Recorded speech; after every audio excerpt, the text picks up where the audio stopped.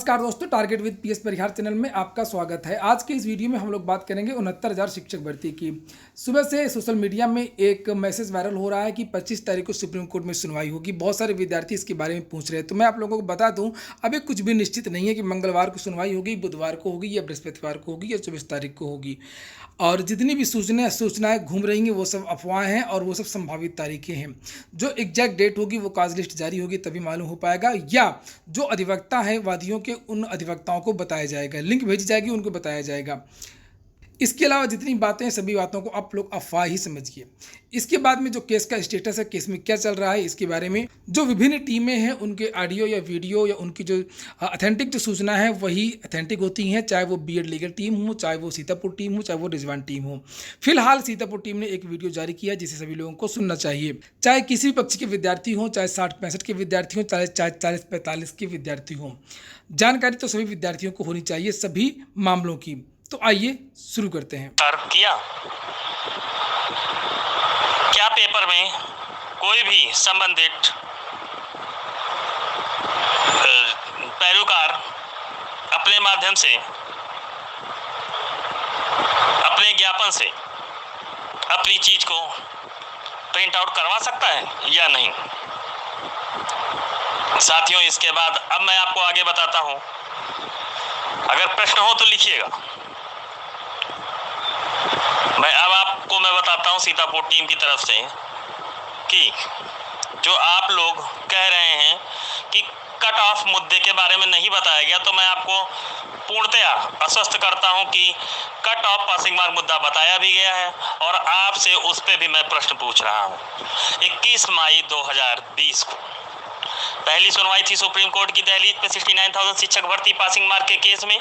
उसमें खुद triple bench बैठी थी और ट्रिपल बेंच में जो कहा गया था, उसके बाद जो आदेश आया था, सीतापुर टीम ने पहले ही आपको एक दिन पहले बता दिया था आर्गूमेंट के टाइम की क्या ऑर्डर आने वाला है, और पूर्णतया 100% वही ऑर्डर आया। और उस ऑर्डर में भी ये चीज कही गई थी कि 40-45% जो पासिंग मार्क है उसके क्राइटेरिया में जितने भी शिक्षा मित्र आते हैं उनका नेम विद रोल नंबर आप प्रोवाइड कराइए।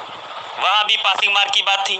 उसके बाद फिर क्लेरिफिकेशन में भी पासिंग मार्क का 2 जजों ने ऑर्डर दिया।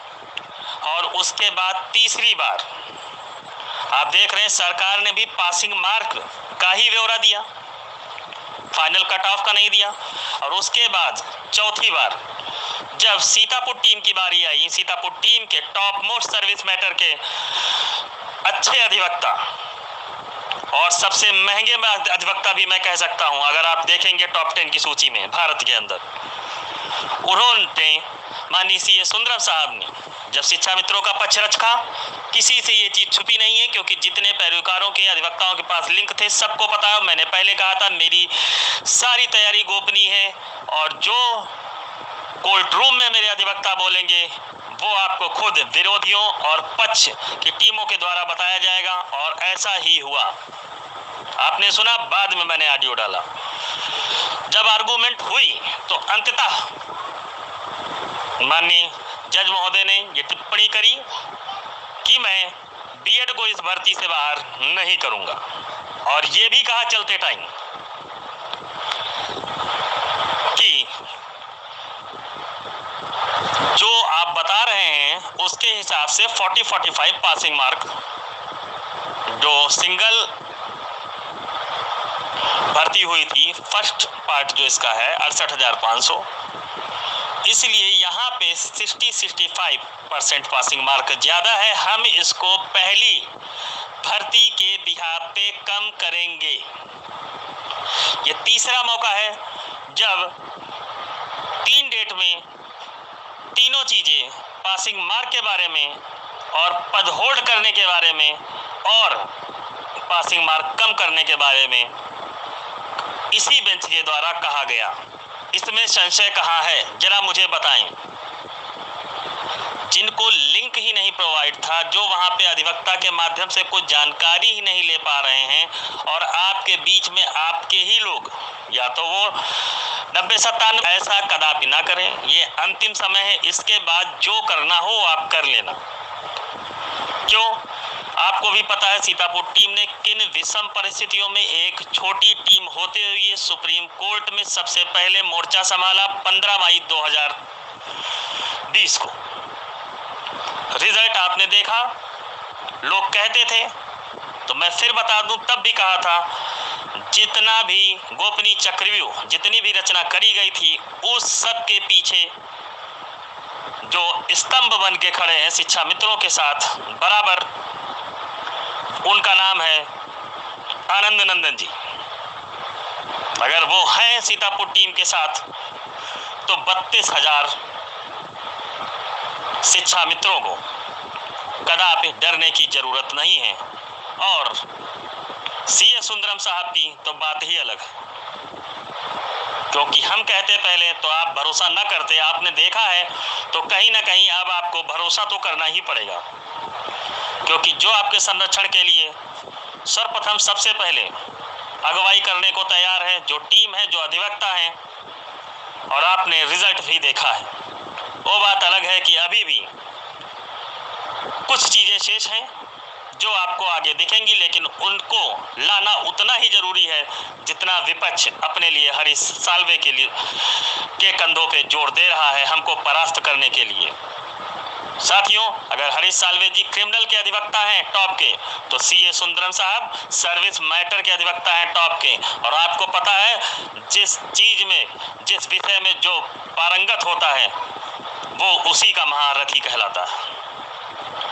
साथियों, आप पिछले रिकॉर्ड भी देखिए, नजर दौड़ाइए, और 15 मई 2020 के बारे में भी जरा अपने आप, अपने अंतर्मन की आत्मा से एक बार जरूर सोचिए।